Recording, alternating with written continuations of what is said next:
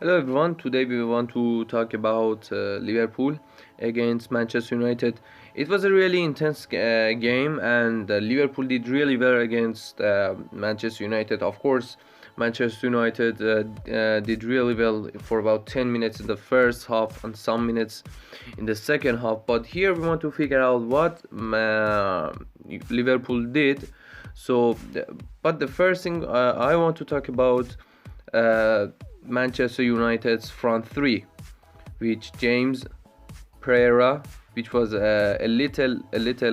he came a little deeper, like this, and of course Martial. So, as you can see in this scheme, is James and Martial would actually come in these spaces between center backs and full backs, and Pereira was actually something like a false nine, but not a real false nine. He actually pressed Henderson so much, so he kind of became a midfielder.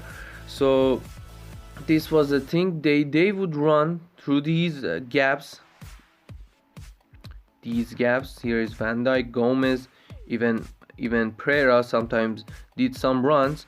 We are going to say why it wasn't so practical at times for Liverpool, because Pereira was a little bit deeper to actually kind of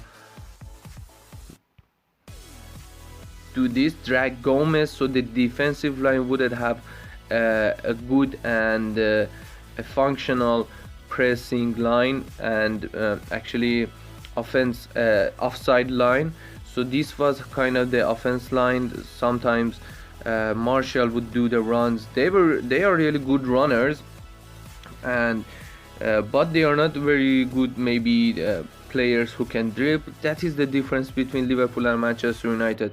They both have runners in front, but they don't have players who can actually win one-on-one situation. Manchester United, but Liverpool has these players, and that is why they are so good in this game and they in the Premier League this season. They would do these runs. It was good at times. It was really good at times, but this is how they structure themselves. I told you that sometimes Pereira would do some runs. This was the main thing. Solskjaer told them that they have to do these things. It was good in the first leg, but in the Anfield it wasn't so good for them. Maybe yes, one of the things that we can do against Liverpool is that okay, let's try to have runners behind the defense, but they have Van Dijk. Sometimes you can beat Gomez, but they have Van Dijk, and that is really hard for an opponent to beat Liverpool's defensive line. The other thing we want to talk about is how Fred and Matic. Fred was so good when Becker actually sent long balls here. Fred actually became involved in the aerial duels, and the thing was when Fred had the ball, of course this was a 4-3-3 press from Liverpool, and the midfielders were so close to each other trying to limit the space for Fred and Matic. But here is the thing. Here was Matic trying to come a little he was a little deeper from Fred. So that is why when Fred won the challenge, he would definitely leave the ball for Matic, where he had time and space to actually send the ball here or send the ball for runners behind the defense. They did that so much. Not only Matic, Fred did that too. But as I told you, it's not easy to beat Liverpool's defensive line, because their structure is so good, and they don't give that much time for and that much space for midfielders to have this look, having the good body shape to pass the ball in the right pace and in the right decision. Now here's the main thing that happened in the game, that Liverpool could take the control of the game. is that this is how they build up the game, Liverpool, but they change a little bit after time. For example, Henderson would come here, so Pereira would come here, and for United it was a man-to-man pressing. I mean, Matic with Wijnaldum and Fred for Chamberlain, and Pereira with Henderson. So they would it would create a lot of space right here. That a good player like Firmino loves these spaces.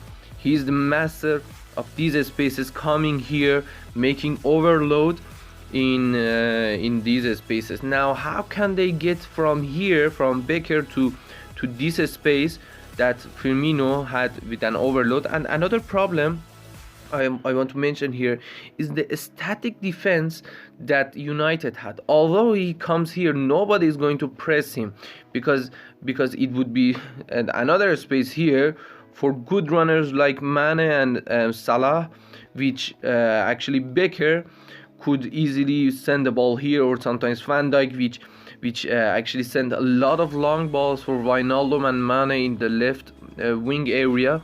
But the thing is, they couldn't do that. They had to come here because they had to deal with this like an adult, not like a kid. Okay, let's just man-to-man Firmino, he's going to have overload in this area. No, because they have 3 men at the back, they could not leave. Maguire could not leave his position unless like Atalanta. We showed you that how Atalanta changed the game by and changed with 2 defenders with Demisti. They can do this, but if they did this, it was really good. But the thing is that Williams and Bissaka were trying to nullify Robertson and Arnold. That is why it was so easy for Liverpool to move along the ball. Now we want to see how they did that. For example, see this as an option. Okay, we talked about if it's like this. Now let's see what happens if the game is like this.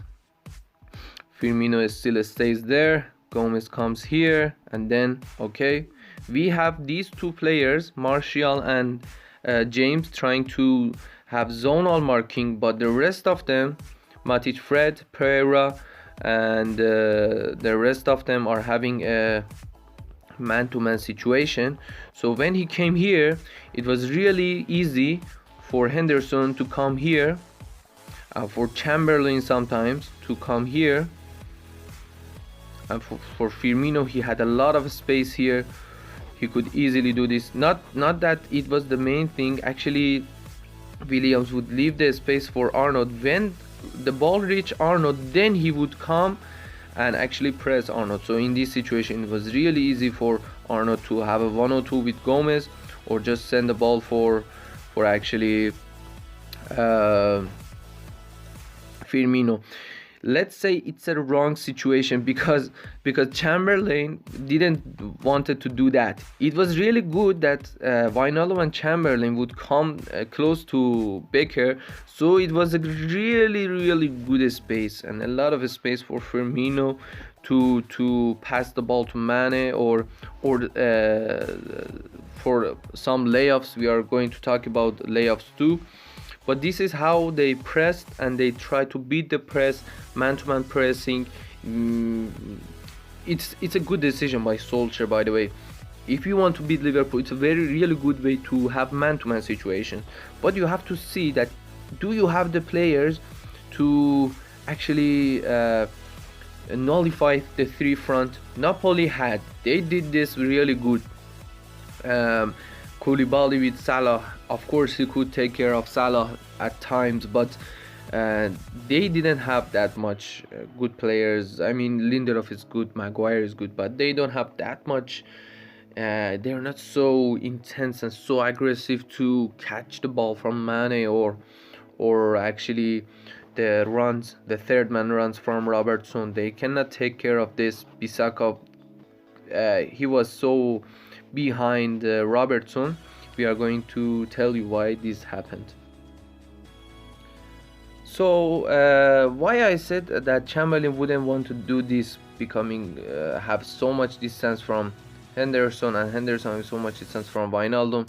This is why when they lost the ball, it was really good space for Fred and Pereira to move further the pitch, to get closer to the goal, to Liverpool's goal. When, for example, they lost the ball here, it was a really good space for Pereira, Fred, as you can see here. So they tried to change it. We didn't see that much Henderson becoming Salida La Volpe or becoming getting in the space behind the defenders.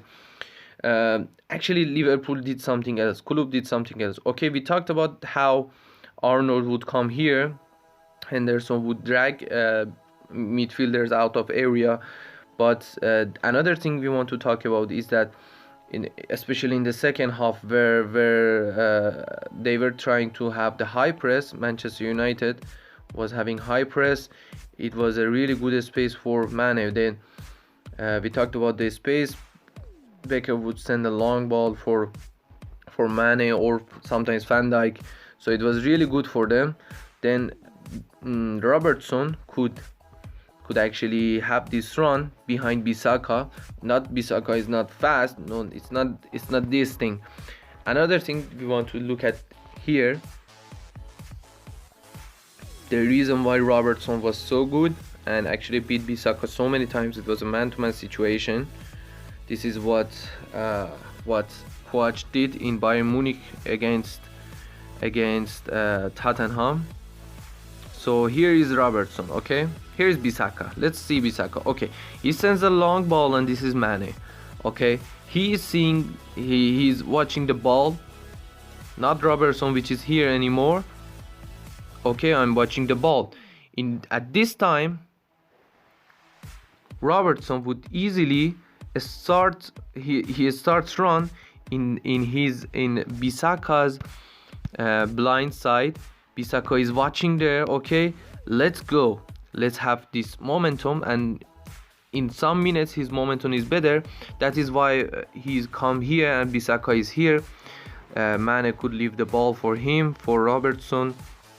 As a dangerous fullback, he could come forward, have long balls, cross the ball, or he could do anything with the ball if he wanted. We saw this so many times from Liverpool, especially in the second half. But this was not the only thing. What if we don't want to use the long balls? Okay, Fred would actually drag. Wijnaldum would actually drag Fred. Matic was here. The main thing is that Wijnaldum was with Fred at times, and Matic would really stay here. But it was really hard for United again and for Fred. Why? Because when ball reached to Wijnaldum, it was really good space for Firmino to come here. Wijnaldum has the right foot to pass the ball to Firmino. Of course, we saw Milner doing this so many times, but Wijnaldum can do that too, so why not? And then Firmino would turn, and these having an overload here, they could attack from the left side again. They did that so many times. The other thing is that we talked about the counter press, and the other thing is that the shift in the balls. Before we go to the shift, we want to see why long balls were so successful for Liverpool. Liverpool is doing this since Klopp came. Klopp is the master of doing this. Doing what? I will tell you now. When Bissaka came here, okay, for example, this is Bissaka, and then he would send a long ball for Firmino. Okay, there is a chance that Lindelof or actually Matic or Fred would take care of that, and they send the ball here in these areas by heading the ball, clearing the ball. But why this is good for Liverpool? Okay, let's see here again. When the ball is sent, look how Bissaka would look at the ball. This is Bissaka. When Robertson passes the ball, he would see here. He would not see what Robertson is doing. So when the ball comes again here, the ball comes here, Robertson can see the ball and can see the player that is pressing him, which is Bissaka. But Bissaka is only seeing the ball. Not Robertson would see now, okay, I can use this space here, I can see the ball, I can see Bissaka, so I have the better situation in the field. So that was the tactic that Klopp had. It's for a long time. They beat Roma.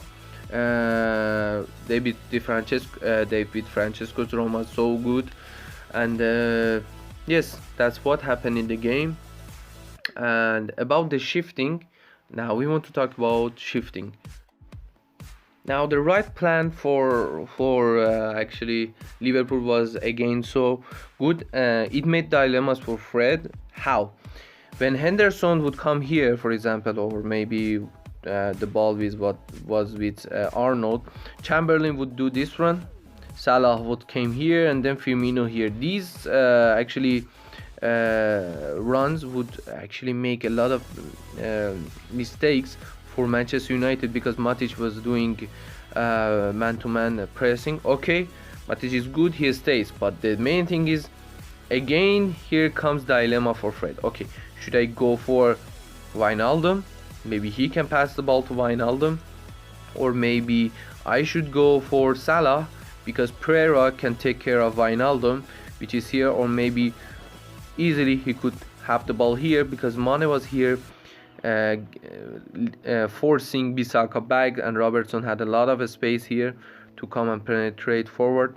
So it was another thing, but the thing is that they didn't did this. They would come here, stay here until the United players would come here so close, and then they would shift the ball, leave the ball to Robertson, which who could leave the ball to Mane, which he has a really good winner in one-on-one situation. That is the difference between Martial and Mane.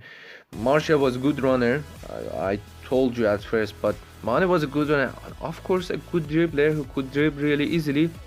It was the fear that Manchester United had against these three players. Mane was a really good dribbler, runner. Of course Salah, who has scored the goal. By doing this, he ran behind the defense, and Firmino, which ran a lot, and having these, sometimes we could see Firmino right here. This the shifting plan was a really good plan, leaving one-on-one situations for Mane, which Ajax did in the 70s or 80s, and it's not a new thing, but is that Liverpool has the players to do this, and Klopp is using them as good as he can. Okay, we talked about Manchester's three front, but when Mata came in, okay, we have Juan Mata. He's experienced.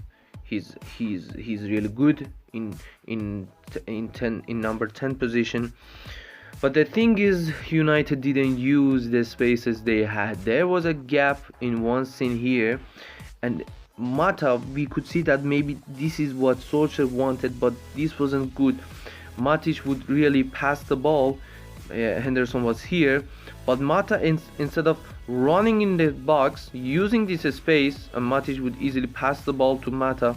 He stayed here wanting the ball from Mata, so Mata could come forward, and that was too late. They came here, and look what Mata did. He crossed the ball in the box. How many players do they have in the box right now? One player against maybe 3 or 4 players in the box. So that wasn't good for them. This wasn't good enough for them. Of course, Mata came in the game because he had this actually field of view. He would easily have 1 or 2, because he, in the right half space, he would have the field of vision, and he could pass the ball, diagonal passes to the area if they had enough players to use. But they did this so late in the game, and it wasn't good enough for them. They could create so many chances. They could create more chances in the game by doing this. Okay, this is Mata. Okay, but if you have a space, you have to use it. Okay, you are here for diagonal passes, but if you have a space, even if you're a defender, you have to use it. They didn't use their chances. Liverpool did.